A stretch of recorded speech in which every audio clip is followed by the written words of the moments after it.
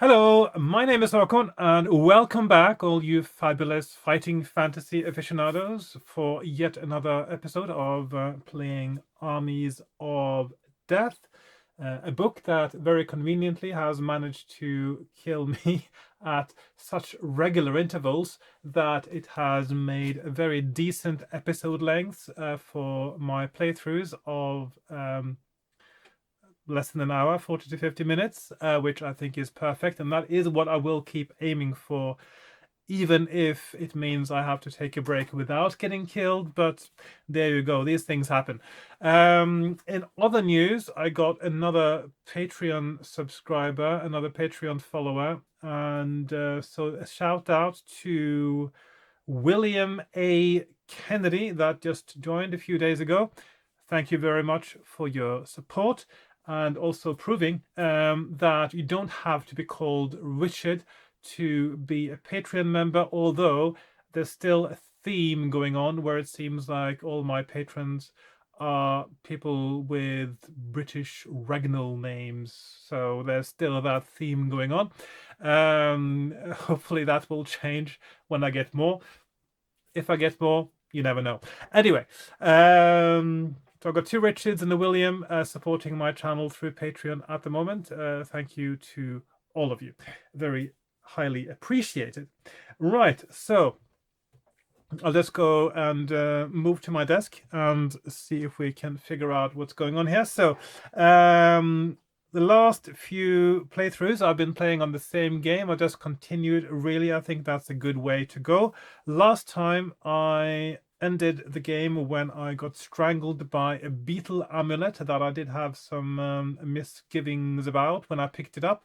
So just to recap very quickly for those who haven't been paying too much attention, or this might even be your first episode of this particular series of playthroughs of this book.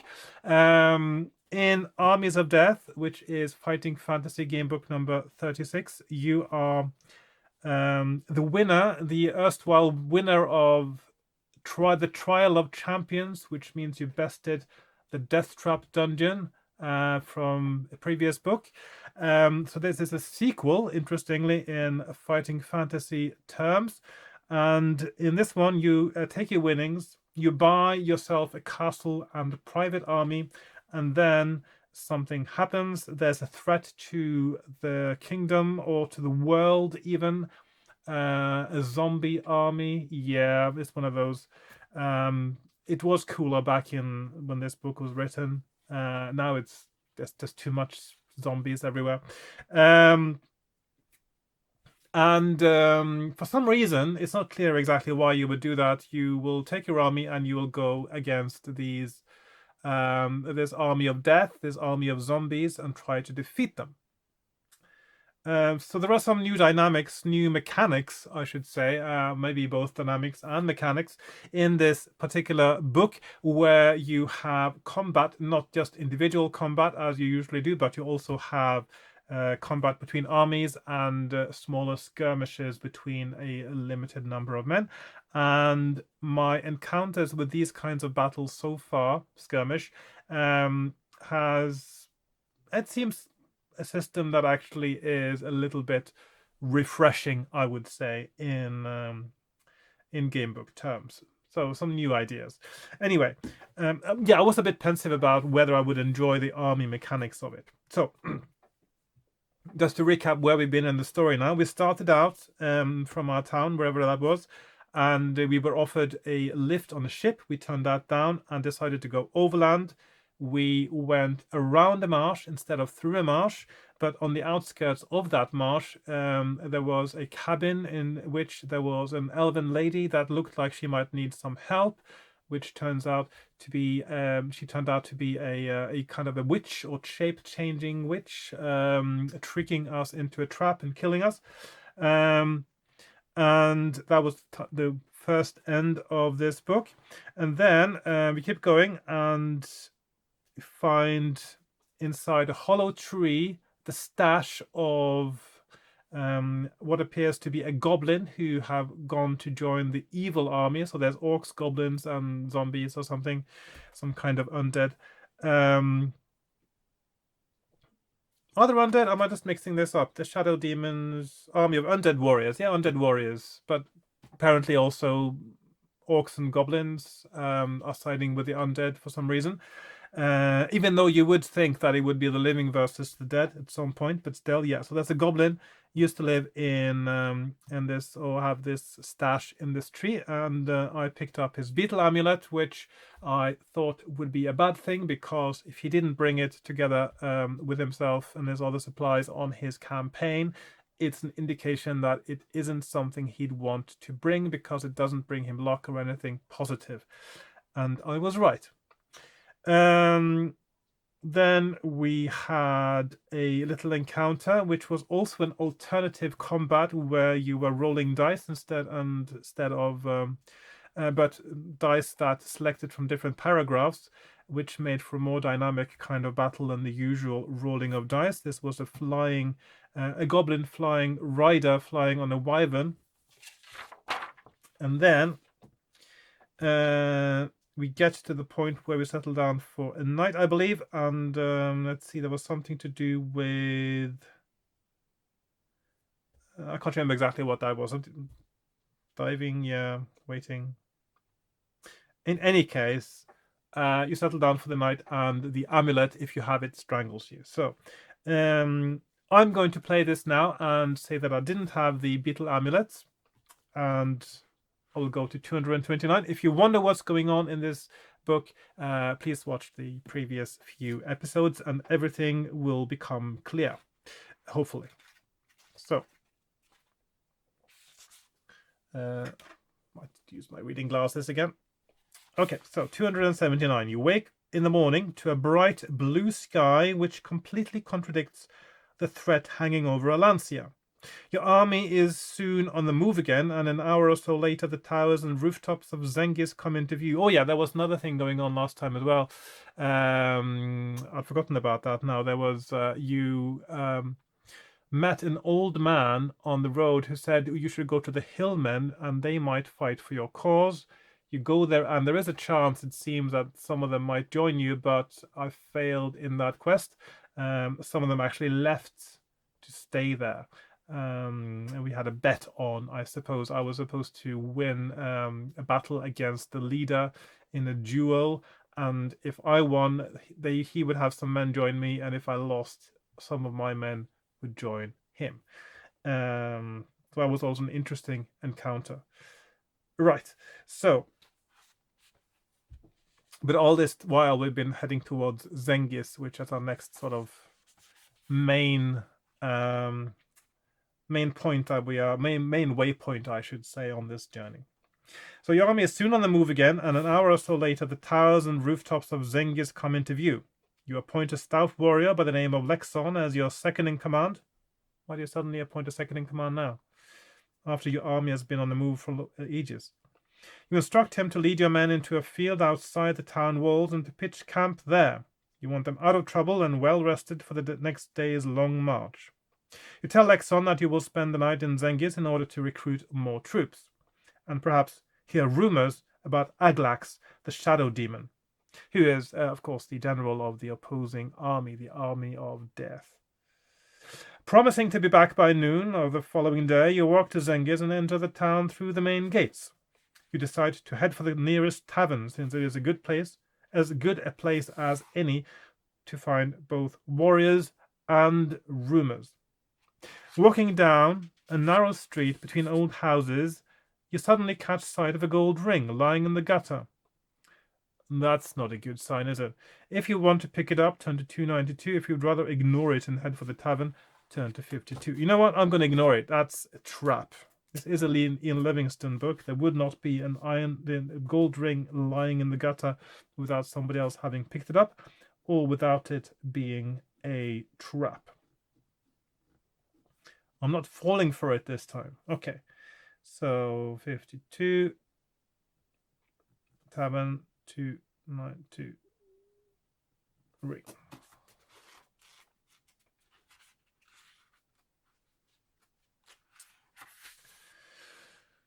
2 minutes later, you see a crooked wooden sign hanging over the door. Actually, I've got room for I can do like that. Yeah.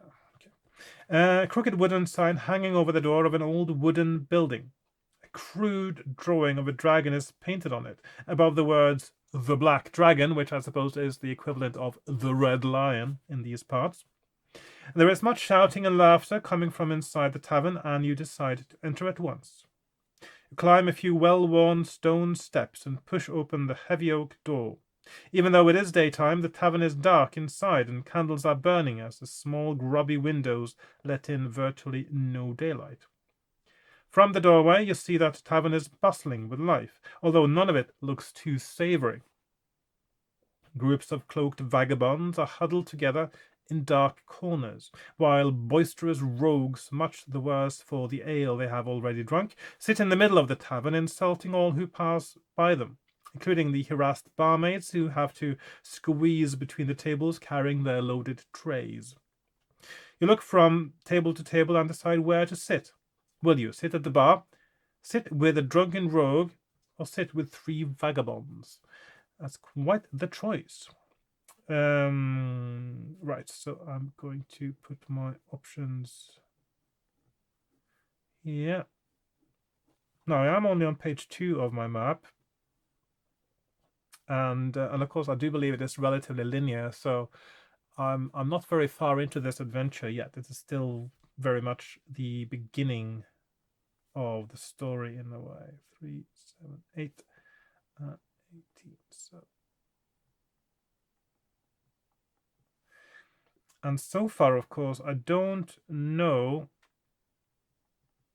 of anything that I've done that is essential. I have not picked up any items that I would think are essential, or perhaps not. I've not had any indications yet, so it'll be interesting to see. But one of my theories was that in this particular game book, it's not about finding items, but possibly about amassing enough of an army to beat the enemy. That might be the shopping list, as it were, for this particular game book. So, yeah. I'm going to talk and sit with the drunken rogue, I think. Don't know why, just occurred to me. You sit down at the table and greet the man sitting there. He is dressed in dark brown leather armor over black robes. But the man remains silent, his vacant expression on his face unchanged. His staring eyes remain fixed on the door as he raises his mug to his lips and gulps down his ale. Will you ask him his name, move to the table with the vagabonds, or challenge him to a bet? Okay. So it looks like there's quite a bit of branching going on right here. Okay, of course, one of them is going over to the vagabonds, so it's only 2 new ones. 3 name 3, 4, 8 bet. And I'm going to challenge him to a bet. Why not? The man's head slowly turns towards you.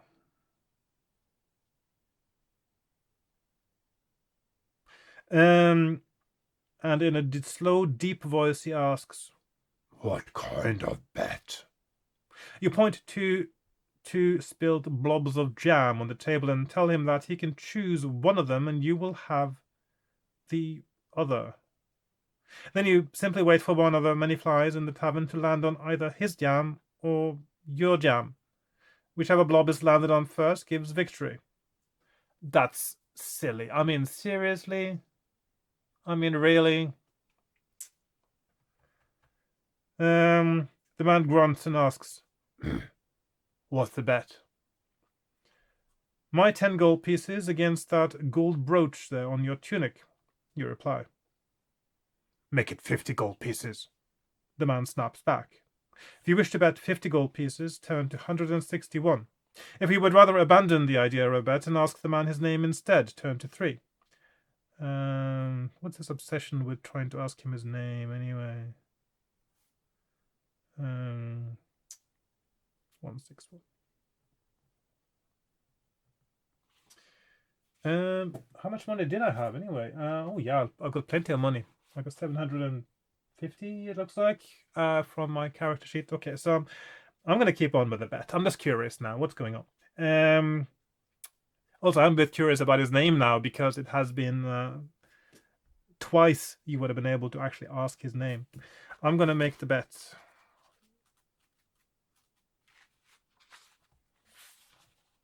You shake hands with a man, sit back in your chair, and wait for a fly to descend. Or a light, I suppose. Less than a minute later, a large blue bottle lands on the table and moves towards the blobs of jam. Roll one die. So we've got the silliest bet probably in gambling history. Well, that's probably not true.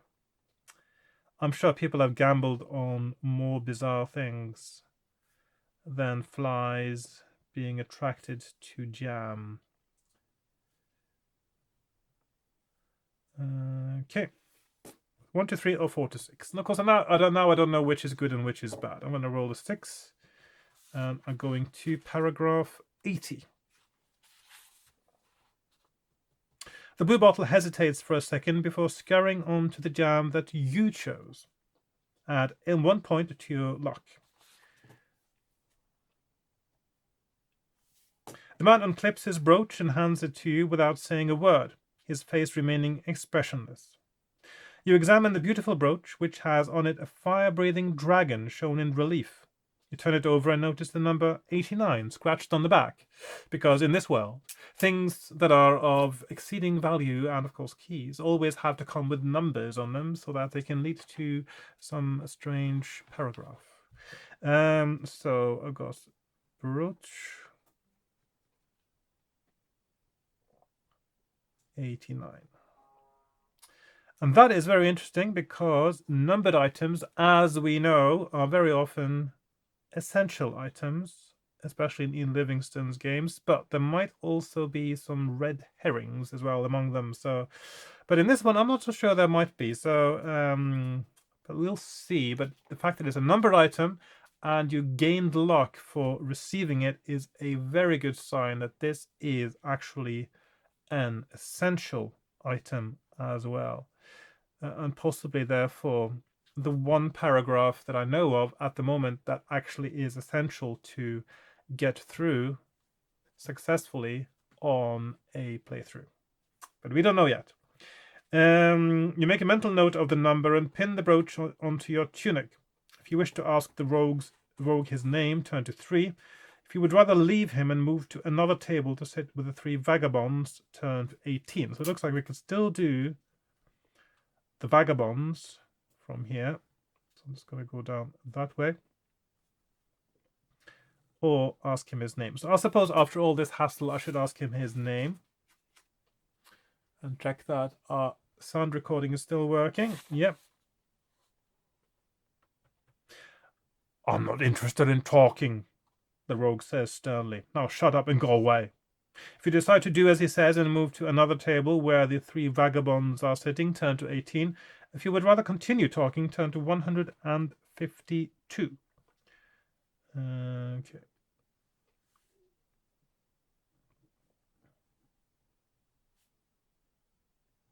I'll go to the vagabonds. I'm not going to push my luck now with this guy, I don't think. And I believe it's quite possible I've already got what. Oh, hang on. Yes, 18. I almost went to the wrong one there. Yes. So it looks like, actually, I almost accidentally went to the wrong paragraph there, and it looks like there's a battle. So that means if you don't leave him alone, he's going to fight you. So you sit down at the table with the 3 vagabonds. I wonder if you fight him, what happens next? You get thrown out of the tavern? Do you still get the brooch? Bit curious now. I'm not going to do that anyway. I just might as well have a little look and see what happens if you fight. Yeah, you basically get thrown out. Or you leave, actually. Okay, so that's probably not a good idea. So, yes, vagabond. You sit down at a table with the 3 vagabonds, and they immediately introduce themselves as Enk, Laz, and Dip. They ask you what you are doing in Zengis. If you wish to tell them about your mission, turn to 395. If you would rather tell them that you are in Zengis to visit your cousin, turn to 35. Now, these are vagabonds, and I'm sure vagabonds, of course, are themselves not necessarily strangers to lying. And I'm sure they also will be very good at telling if somebody else is lying for whatever reason. So I'm not going to lie to them. I'm going to be honest and tell them exactly why I am there. 395, which also is a moral choice. Again, I did talk a little bit about moral choices last time. I'm not going to say anything more about that for the moment. The vagabond's interest increases when you mention that you are willing to pay for information about Aglax. We know where this Aglax is building his army, and we can mark the place on a map, says Laz, sensing the smell of gold. But, he continues with a smug grin on his face, more importantly, we know how to help you defeat the Shadow Demon. For 10 gold pieces, we'll show you where Aglax is. For another 90 gold pieces, we'll tell you how to weaken him. If you want to pay the vagabonds 10 gold pieces, turn to 322. If you're willing to pay 100 gold pieces, turn to 56. So clearly, this is potentially very valuable information. Is it 100 golds worth of value? That is the question, and I'm going to believe that it is. And I'm going to pay the 100 gold. Not knowing whether you have made the right decision to trust the vagabond, you nevertheless hand over 100 gold pieces to them. Laz takes out a map from under his robes and lays it out open on the table. Zengis is shown in the middle, and to the south is marked the village of Khan. Further southeast are the Starstone Caves. To the east of Zengis there is the Forest of Fiends, which starts where the River Cock splits and runs east, almost to the edge of the map. Laz takes out a black crayon and marks a large cross on the eastern edge of the map, just where the Forest of Fiends ends. That's where you'll find him, says Laz. Okay, so was there a map in this book? Yes. So, Khan, Starstone, Forest of Fiends, eastern end, there's something called caves there. So it seems I'm going to eastern end of the map there. Okay.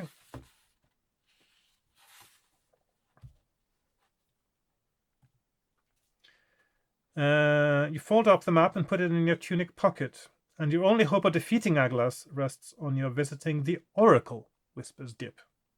And your only hope of defeating Aglax rests on your visiting the Oracle.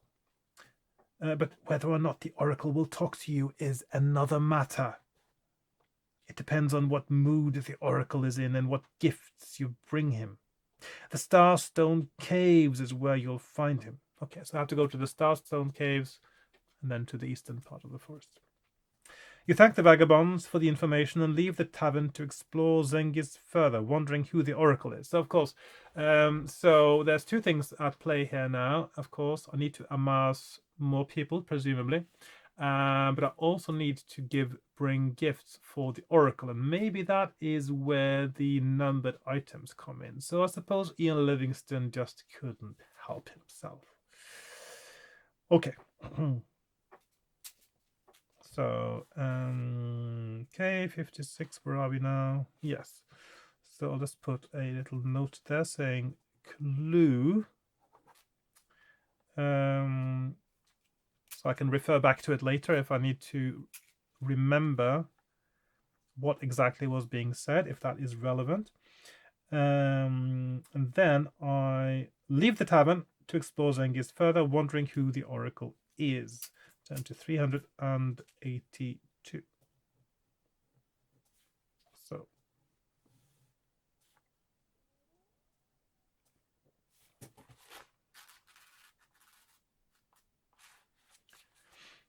And a sip of water.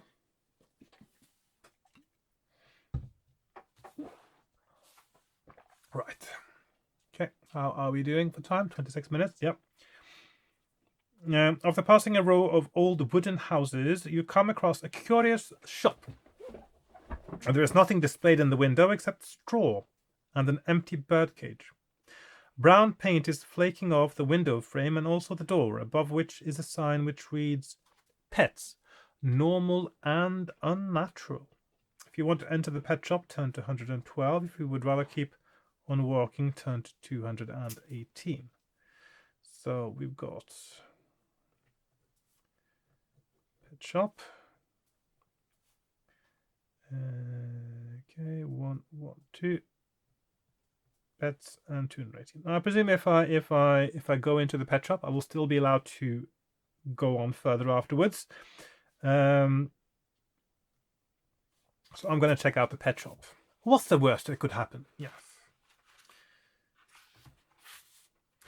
As you open the door, a small brass bell tinkles above your head.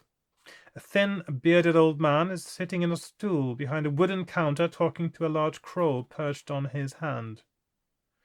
"Who's an ugly boy, then?" squawks the crow in reply, much to your surprise.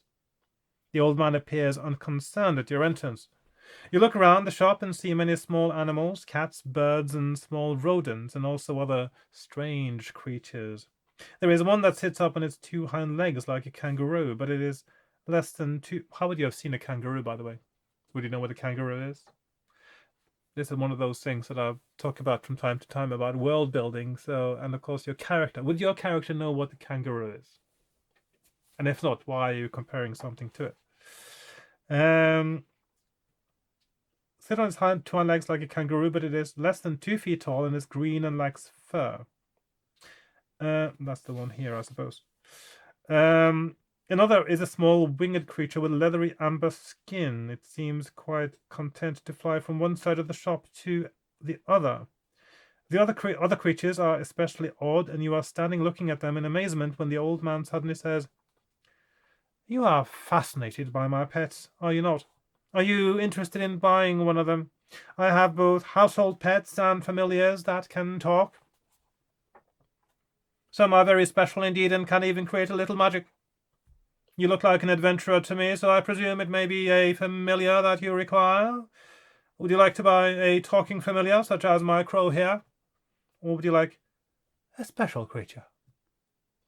You might have something in the back." He didn't say that.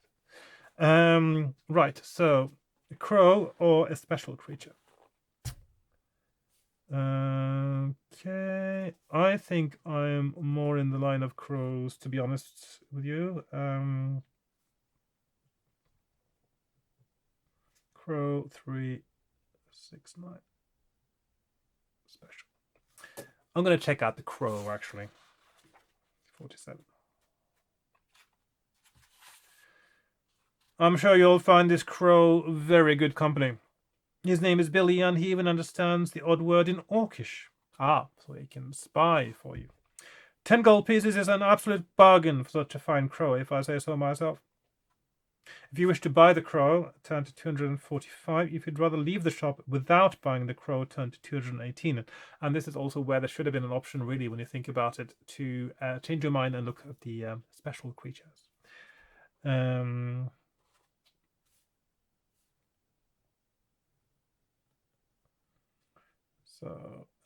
But I'm going to buy the crow. Yes, why not? 245.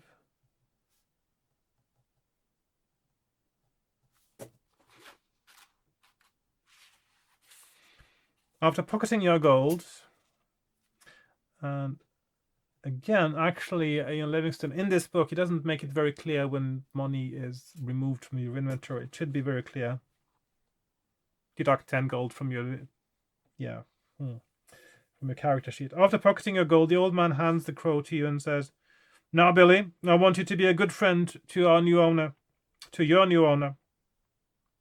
With a crow perched on your shoulder, you leave the shop. As soon as you are outside, the old man locks the door and hangs a closed sign up in the window. It's almost like he was just waiting for you, isn't it? You walk off down the street and decide to talk to your new pet. You ask the crow to suggest somewhere interesting to go. The crow suddenly flies off your shoulder, circles above you, and squawks, Darkwood Forest. See you there. Then it squawks again loudly as though laughing and flies up into the sky, disappearing beyond the rooftops of Zengis.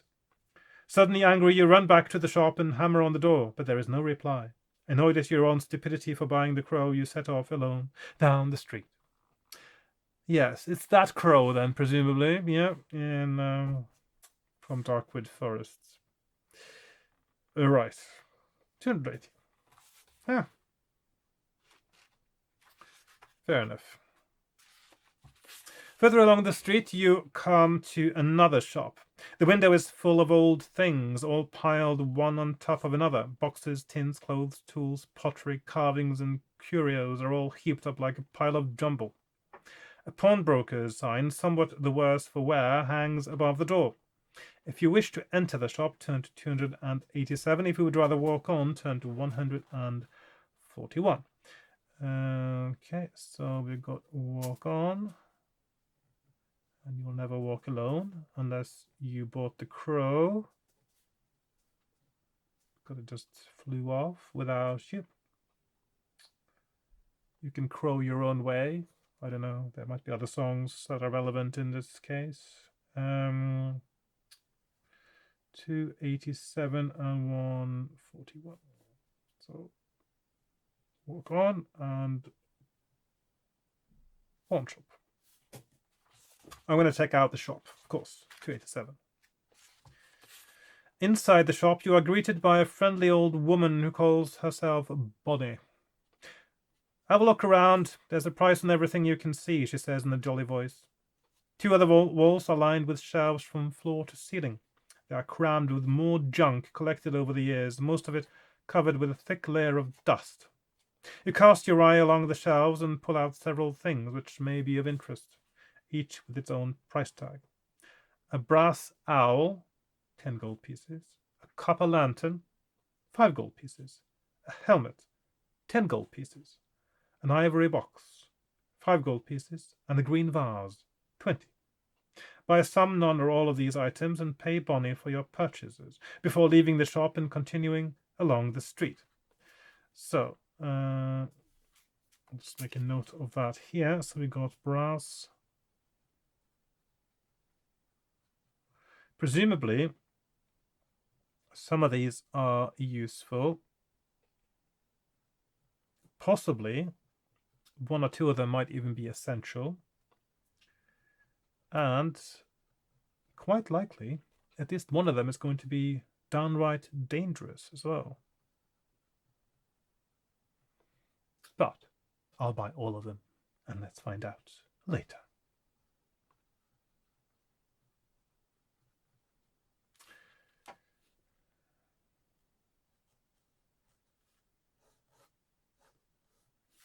Right. 141.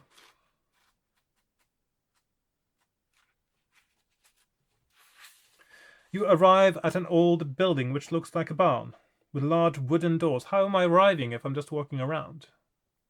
Because if you see an old building that looks like a barn, you're not arriving unless you actually plan to stop there. You just see an old barn at the end of the street. I don't know. I'm just picking nits again. With large wooden doors at the front, a man is standing in front of the doors, and there is much shouting and cheering coming from inside the building. You step towards the entrance, but the man bars you away. Pie-eating competition, he says roughly. 5 gold pieces to go in, and then you can join in the competition against Big Belly Man if you think you can out-eat him. Mind you, nobody ever has. I think I should tell you. If you want to pay the entrance fee and go in, turn to 217. If you'd rather walk on, turn to 95. So, a bet on which blob of jam on the tavern table first gets a fly landing on it, and then a pie-eating competition. What is going on here? I think there's some lowering of standards in high fantasy has never been this low. At least not until later, like Gates of Death or something. Anyway. Right, so 217, where am I? 217, yeah, so 217.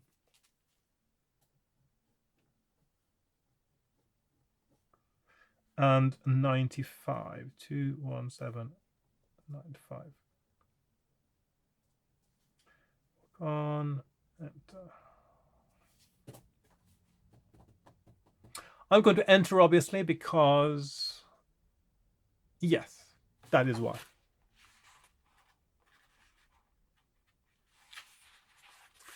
You pass through the entrance and find yourself in the middle of a packed crowd of cheering people. Some are standing on the floor, craning their necks in order to get a better view of what's happening in the center of the barn.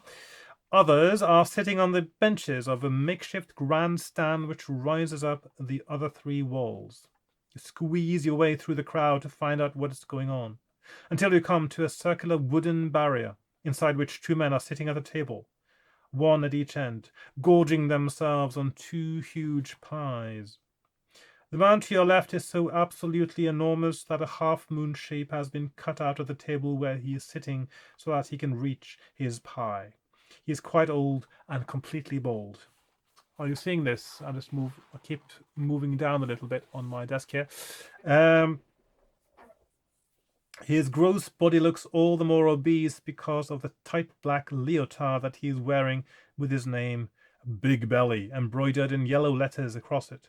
His opponent, in the blue corner, himself a huge man-orc from parts unknown, looks small in comparison. A dwarf, who you are told is the referee, is standing on the table between them, making sure that all the pie is being eaten and none is dropped on the floor.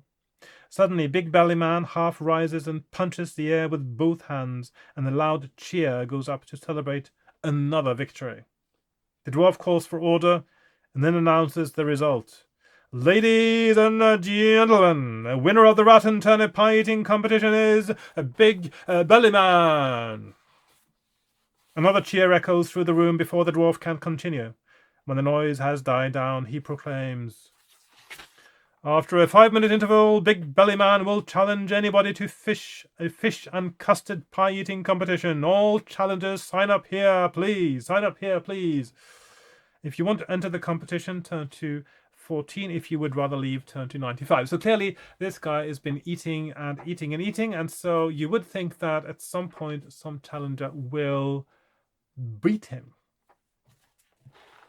This is certainly a little bit of color in this book, which I'm all for, as you know. You know what? I'm going to just enter the competition and see what is going on here, if I can actually win it. What the chances are of winning is interesting, and also if you have any ill effects of winning or not winning as well. You are, after all, going to eat a lot. You find yourself the only challenger, everybody else being unwilling to take on the great Big Belly Man. So we don't know anything about our character's constitution in terms of how much he can eat, do we? So it's a bit daft actually as a challenge, because you can't really gauge beforehand how you would do. The dwarf tells you that there is a purse of 100 gold pieces for the person who can defeat Big Belly Man, and that the entry fee is 10 gold pieces. You pay him the money and sit down at the table to await the return of the champion. Yet another cheer goes up as the crowd parts to let the big man back to the table. 2 more dwarfs follow him, each wearing cook's clothes and carrying a tray with an enormous steaming pie on top. Big Belly Man sits at the table and shuffles his chair forward to squeeze his stomach into the recess. A pie is then put in front of you, and your nostrils twitch at the mingled aroma of fish and custard. Excellent combination. You are handed it certainly sounds better than the rat pie, I must say. You are handed a wooden spoon, and the dwarf then shouts, "Ready, steady, go!" You plunge your spoon into the pie and begin eating pie with a spoon. I mean, seriously, this is an eating competition. You don't eat pie with a spoon. You eat pie with your mouth. To determine who wins, dice must be rolled. And your hands. Roll 1 die and add this number to your skill score. After making a note of the total, roll the die again. How is this a skill? How is this a skill-based competition? I mean, seriously. This would be a stamina-based competition, yes. After making a note of the total, roll the die again and add the new number to Big Belly Man's pie-eating ability, which is 13. Okay, so Okay, and Big Belly Man. Okay, so he would be better then, in most likely. Note this total 2. Roll the die again and add the number to your current score. And then again for Big Belly Man. Continue until Big Belly Man's score reaches 41st. Or your own score reaches 41st. So obviously, he has a 13 of pie eating skill, as it were. And you have no more than 12. Which means that... you're very unlikely to succeed, I guess. Let's say I have 12 then. So at the moment I'm 16 and he is 18. So I'm going to roll, let's see, 6 for myself, 5 for him. So that's 22, 23. 3 for me and 2 for him. So that's 25, 25, 25 all. 2 for me and 4 for him. 27, 29. 1 for me, 1 for him. 28, 30. No, hang on. I'm just adding numbers now. I'm supposed to. I'm not doing it right. I'm just.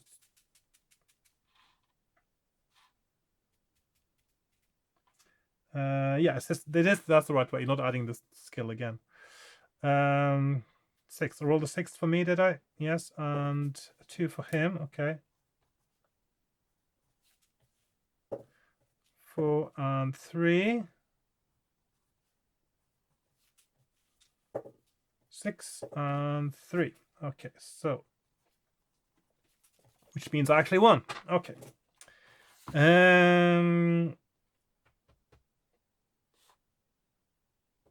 Continue until Big Belly Man's score reaches 41st, or your own score reaches 41st. So that's 388 or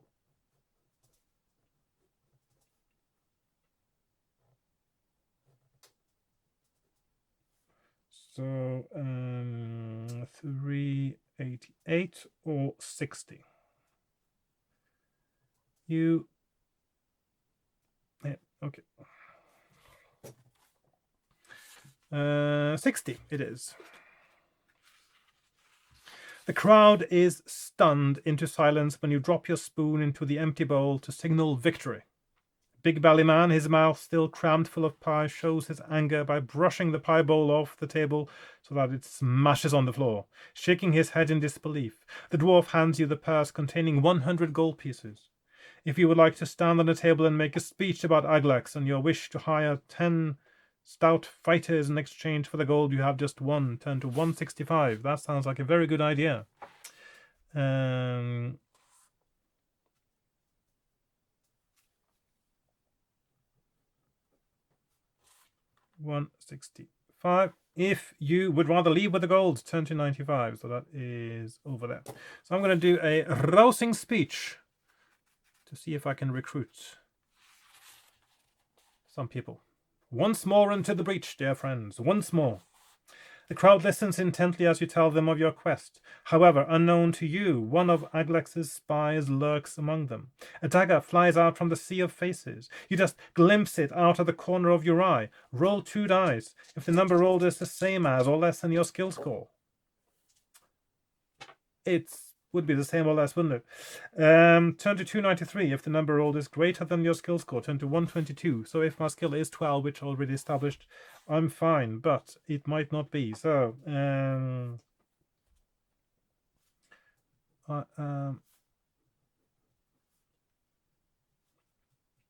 skill so 1, 2, 2 fail and 2 and 3 success.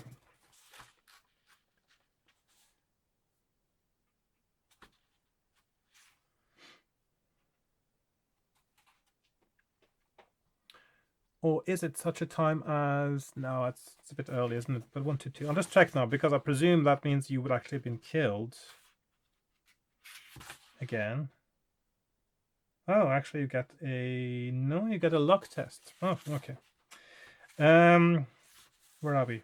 293, yes. Your reflexes are lightning sharp, and you manage to dodge the flying dagger. A dark, hooded figure slips out of the crowd. through a side door and away before anyone can catch him.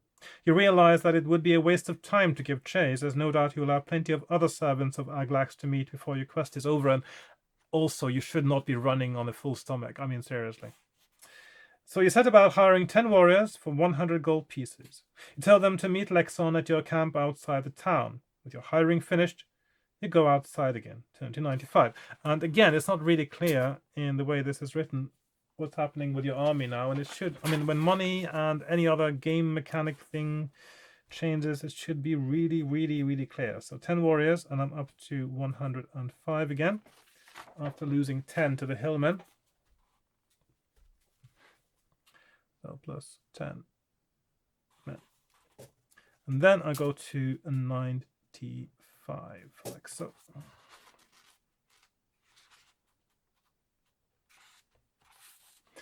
On your left, you see an alleyway, at the bottom of which is a pile of barrels. If you wish to go down the alley to investigate, why would you investigate barrels? I mean, it's just a standard thing to see in alleyways. So it's quite an odd thing to point out. If you wish to go down the alley to investigate, turn to 352. If you would rather walk on up the street, turn to 177. So of course I'm going to check out the barrels. Obviously, it's like a door, isn't it? So 177 or 352 barrels. I mean, who knows? There could be a barrel of laughs down there. Yeah, no, that was a bad joke, but okay. Walking down the alley, you tread on an iron grate. As you pass over it, the grate suddenly flies into the air, and two ugly brown creatures scramble out of the tunnel beneath the grate. Covered in warts and dripping in sewage, two foul-smelling sewer goblins armed with spiked clubs run forward to ambush you. Fight them one at a time. If you win, turn to 251. Yes, I win. I'm not going to roll the combat, as you know. And it would have been easy to win even if I did, which makes it even more pointless in a way. You find nothing of interest on the bodies of the sewer goblins. If you wish to descend via the tunnel into the sewers below the alley, turn to 31. Oh, that's the thing. If you wish to inspect the barrels, turn to 137. Okay.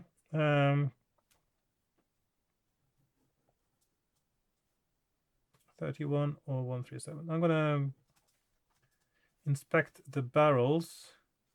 Dum da dum da dum. Inspect the barrels. With a proviso, of course, that I can check out the sewers afterwards. 137, because they sound more interesting to me. The first two barrels you examine are empty, and the third has a piece of old sacking covering it. Before you can even touch it, however, a squeaky man's voice shouts out from inside. Go away! Leave me alone! Can't a body get a decent afternoon nap these days? If you wish to pull back the sacking to see who is inside the barrel, turn to 328. Otherwise, you can either walk back down the alley and turn left into the street.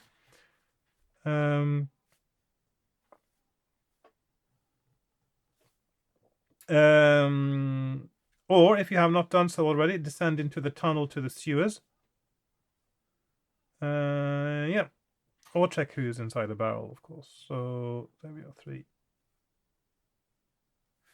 Normally I wouldn't do that, but the fact that it's given as an option makes me curious. I'm going to check who's in the barrel.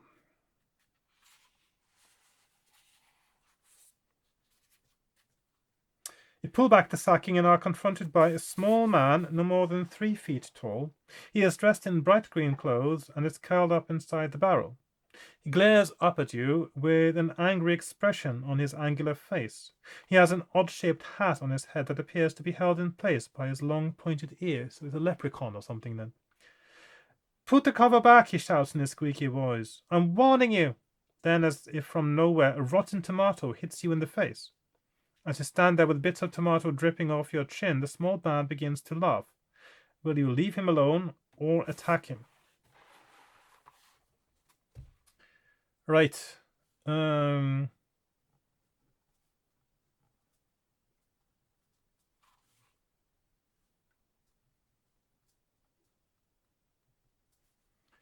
I'm just going to attack him now. I mean, he threw a rotten tomato at me. I mean, seriously. Such things cannot go unpunished. Only a foolish adventurer would attack a leprechaun. Before you can even raise your arm to strike a blow, the leprechaun tosses some magic dust in your face. You are instantly paralyzed. The only part of your body that you can move is your eyes, but you still have your senses. For the next half hour, you are stuck rigid to the spot and forced to listen to a long lecture from the leprechaun on how absolutely wrong it is to attack defenseless people. Except he is not defenseless, clearly. When the lecture is finally over, the leprechaun starts to rummage through your backpack and pockets. He takes all your gold items, not gold pieces, and says, "Now let that be a lesson to you." Then he wanders off. Deduct 2 points from your luck and then test your luck. Right. I'm just going to mark that as do not do that. And this is a good time to take a break, I think. So I'm going to... because I don't want to do that. I mean, obviously stupid to attack a leprechaun, but I'm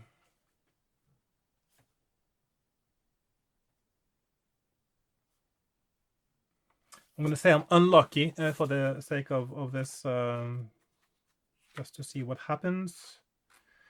15 minutes pass by and still you find yourself unable to move a muscle. Then, much to your horror, you see a head rise slowly out of the sewer access tunnel. It is another sewer goblin. It looks first at the bodies of its 2 comrades, then over at you. It climbs slowly out of the tunnel and walks up to you. With one swift movement, its dagger exacts revenge. Although we could have done it more horribly, even very slowly. So, yeah, that was perfect again. Nice episode-sized chunk.